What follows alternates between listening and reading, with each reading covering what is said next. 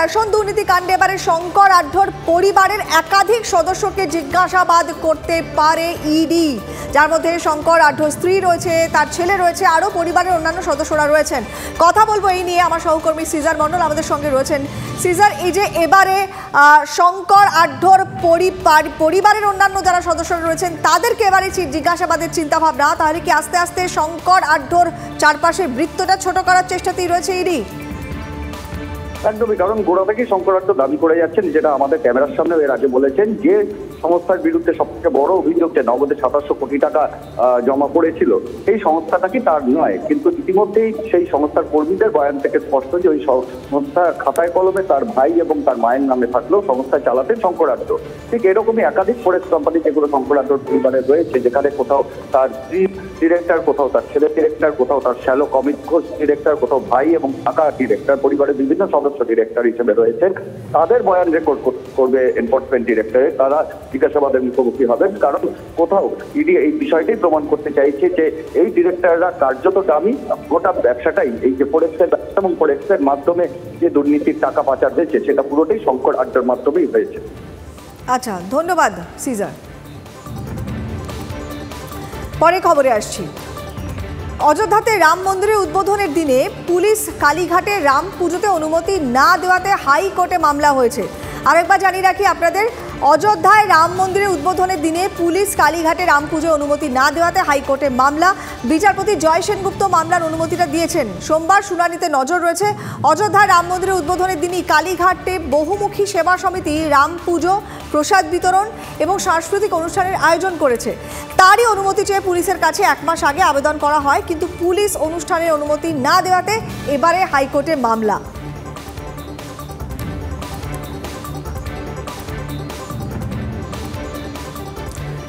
অনেক অনেক টাকার প্রকল্প আছে, কিন্তু জনতার সাধারণ দাবি শোনার কিন্তু কেউ নেই। একটা ছবি আপনাদের সামনে তুলে ধরি দক্ষিণ দিনাজপুরের। সেখানে শিশু এবং প্রসূতিদের খাওয়ানোর জন্যও বরাদ্দ টাকা সঠিক সময় পাচ্ছেন না অঙ্গনওয়াড়ি কর্মীরা। বাধ্য হয়ে খাওয়া বন্ধ আর শিশুর পেটে তালা।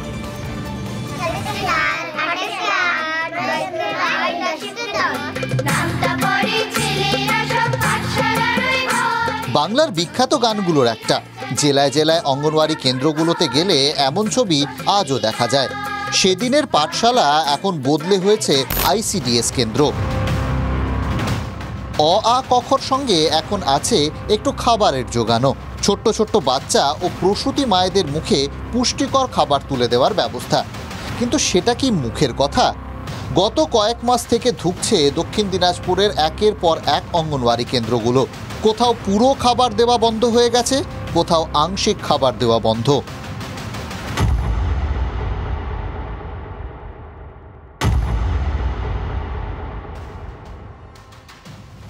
দিবে না বলছে, এখন ডিম টিম আসেনি, খাবার দিতে পারবো না, এখন কবে দিবে সেটা জানি না, দেওয়ার কথা কোনো কিছু বলেনি। এখন তো আমরা তো গরিব মানুষ, আমাদের তো আর সেরকম নাই। বাচ্চাদের যদি না দেয় তাহলে বাচ্চারা পুষ্টি হবে কোথায় থেকে? যদি মায়েদেরই পেট না ভরে তাহলে বাচ্চাগুলো কোথা থেকে খাবে? খাবারের জন্য যে টাকা বরাদ্দ করা হয় বাজার মূল্য তার থেকে অনেক বেশি, এই অভিযোগ তো ছিলই। তার সঙ্গে যোগ হয়েছে ধার দেনা। 3 থেকে 4 মাস ধরে বরাদ্দ টাকা আসছে না। মুদির দোকান থেকে সবজির দোকান, বাকির পাহাড় জমতে থাকায় পণ্য দেওয়া বন্ধ করেছেন ব্যবসায়ীরা। অসহায় অবস্থা অঙ্গনওয়াড়ি কর্মীদের। বিল পাচ্ছে না, জ্বালানি বিল পাচ্ছে না, ডিমের সঠিক বিল পাচ্ছে না, সবজি বিল পাচ্ছে না, অনারিয়াম আজকে 6 তারিখ হয়ে গেল, এখনো পর্যন্ত তাদের কোনো অনারিয়াম ঢোকেনি। তো মেয়েরা কোত্থেকে এই জিনিসগুলো দেবে?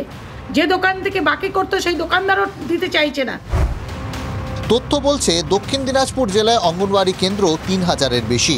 বালুরঘাটে সেই সংখ্যাটা 800-র কাছাকাছি, যার বেশিরভাগই এখন নাকি বন্ধ। বিষয়টি নিয়ে আমরা কথা বলি জেলা শাসকের সঙ্গে। কি বলছেন তিনি?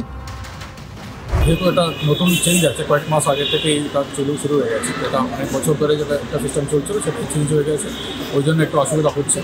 কিন্তু এই বিষয়টা আমরা সিরিয়াসলি দেখছি, এটা আশা করি তাড়াতাড়ি সমাধান হবে।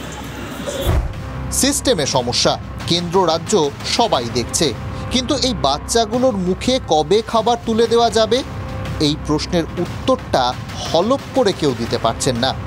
জনতার দাবি, জনতার প্রশ্ন, নির্দিষ্ট উত্তর দেওয়ার সময় কারো কাছেই নেই। আছে শুধু প্রতিশ্রুতি। কিন্তু শুকনো প্রতিশ্রুতিতে এই ছোট্ট মুখগুলোর পেটের খিদে মিটবে তো? দক্ষিণ দিনাজপুর থেকে রূপক সরকারের রিপোর্ট, TV9 বাংলা।